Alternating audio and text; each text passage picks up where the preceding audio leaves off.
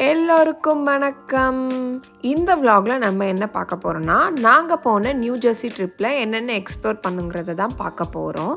அதுக்கு முன்னாடி ராஜ்பூ vlogsஐ சப்ஸ்கிரைப் பண்ணலன்னா சப்ஸ்கிரைப் பண்ணிடுங்க. இப்போ வீடியோக்குள்ள போகலாமா?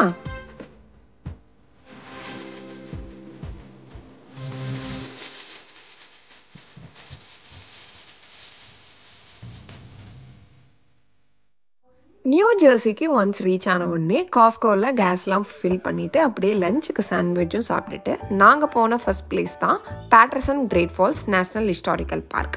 இந்த கிரேட் ஃபால்ஸ் நியூ ஜெர்சி ஸ்டேட்டில் இருக்கக்கூடிய பேட்டர்சன் சிட்டியில் தான் இருக்குது. இந்த ஃபால் 77 ஃபீட், அதாவது 23 மீட்டர் ஹை வாட்டர் ஃபால் 2009ல் எஸ்டாப்ளிஷ் பண்ணியிருக்காங்க. நாங்கள் மார்னிங் டைம் விசிட் பண்ணியிருந்தோம். வியூ ரொம்ப ப்ளசண்ட்டாக இருந்தது. நாங்கள் கொஞ்சம் நேரம் டைம் ஸ்பெண்ட் பண்ணிவிட்டு அடுத்த ஸ்பாட்டுக்கு நாங்கள் கிளம்பியாச்சு. அடுத்து நாங்கள் வந்த ஸ்பாட் தான் நியூ ஜெர்சியில் இருக்கக்கூடிய அக்ஷதம் டெம்பிள்.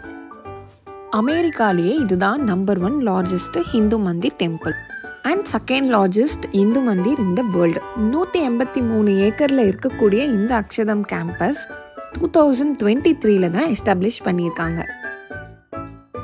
இந்த கோவிலுக்குள்ளே வந்த உடனே நமக்கு சாமி பக்தி வருதோ இல்லையோ, ஆர்கிடெக்சரை ரசிக்கிறதுக்கு ஒரு வியப்பான இடமாக இருக்குது. நாங்கள் இந்த டெம்பிளுக்கு வீக் டேஸில் விசிட் பண்ணியிருந்தோம். அதுவும் மத்தியான டைம் தான் போயிருந்தோம். செம்ம வெயிலாக இருந்தது. அதுவும் நிறைய ஃபாரினர்ஸை பார்க்க முடிஞ்சுது. அமெரிக்காவில் நிறைய ஃபாரினர்ஸ் மினி ட்ரெஸ்லையோ இல்லை ஷார்ட்ஸ்லையோ வர்றனால செக்யூரிட்டி செக்லேயே நமக்கு வேஷ்டி மாதிரி கொடுக்குறாங்க. இந்த மந்திர் கன்ஸ்ட்ரக்ஷன் 2010ல் ஆரம்பித்ததாகவும் அதுவும் நாகரதி ஸ்டைலில் இட்டாலியன் கேரரா மார்பிளில் கட்டப்பட்டதாக சொல்கிறாங்க.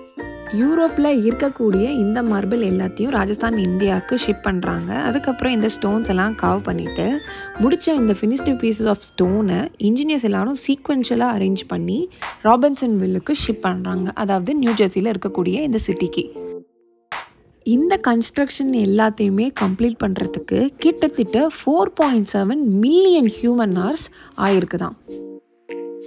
வாலண்டியர்ஸோட இன்வால்மெண்ட்டும் இதில் நிறையா டாஸ்க்குக்கு ஹெல்ப் ஆகிருக்கு. என்ன டாஸ்க்லான்னா கன்ஸ்ட்ரக்ஷன் ப்ராசஸ்க்கு, design and engineering, carving coordination, stone shipping, site preparation, lighting, electric wiring, polishing, மார்பிளை க்ளீன் பண்ணுறதுக்கு, tent building, meal preparation and medical services, இது போன்ற நிறைய விஷயங்கள் வாலண்டியர்ஸ் ஹெல்ப்பாக நடந்திருக்கு.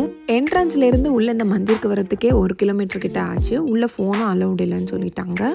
ஸோ உள்ளே எல்லாம் பார்த்து முடிச்சுட்டு நாங்கள் வெளியே சாப்பிட்றதுக்கு கேன்டீனுக்கு வந்துட்டோம். இந்த ஃபுட் கோர்ட்டில் எல்லா டைப் ஆஃப் ஃபுட்டும் இருந்தது வெஜிடேரியனில். அண்ட் குவாலிட்டியும் நல்லா இருந்தது, குவான்டிட்டியும் நல்லா இருந்தது, ப்ரைஸும் ரொம்ப கம்மியாக தான் இருந்துச்சு. ஸ்நாக்ஸில் எல்லா டைப்பும் இருந்தது. முறுக்கு, மிக்சர், தென் கோக்கு, பெப்சி, பீஸா, பாவ் பஜ்ஜி, சமோசா, இந்த மாதிரி எல்லா சாட் ஐட்டம்ஸும் சாப்பாடும் இருந்துச்சு.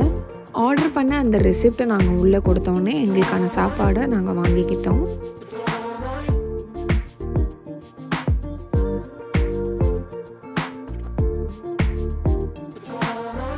எனக்கு இந்த சாப்பிட்டதுல ரொம்ப பிடிச்சது மசாலா சாயும் காஃபியும் தான். $2க்கு தான் இருந்தது. ரெண்டுமே அடி தூளாக இருந்துச்சு. செம்ம ஸ்ட்ராங்காக இருந்தது. நம்ம மெட்ராஸில் எப்படி ஃபில்டர் காஃபி குடிப்போமோ அதே மாதிரியே இருந்துச்சு.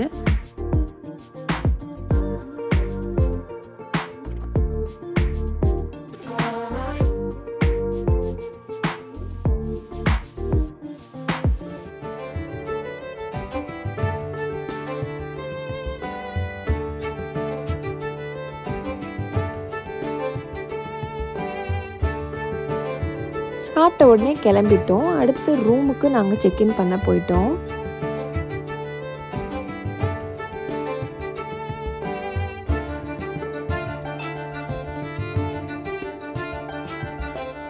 வந்து ஃப்ரெஷ்அப் ஆகிட்டு அப்படியே ட்ரைவுக்கு டவுன் டவுனுக்கு போயிட்டோம். ஸோ நைட் வியூஸில் பயங்கரமாக இருந்தது.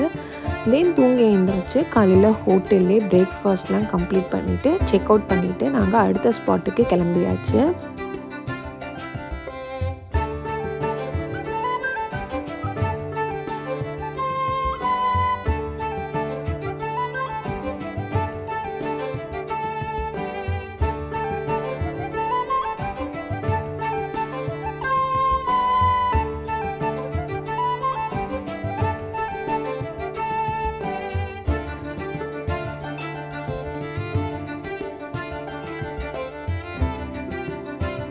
அடுத்த ஸ்பாட்டுக்கு போகிறதுக்குள்ளே சிப்பாட்லேயே எங்களுக்கான லஞ்சை வாங்கிட்டு எங்களோட ஸ்பாட்டுக்கு நாங்கள் வந்துட்டோம்.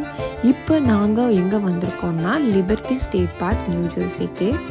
இங்கே இருக்கக்கூடிய ஹைரைஸ்டு பில்டிங்கை எல்லாத்தையும் பார்க்குறதுக்கு ரொம்ப ஸ்டன்னிங்காக இருந்தது. மார்னிங்லேயே இவ்வளோ அழகாக இருந்தது. இன்னும் நைட் டைமில் பார்த்தா இன்னும் சூப்பராக இருந்திருக்கும்.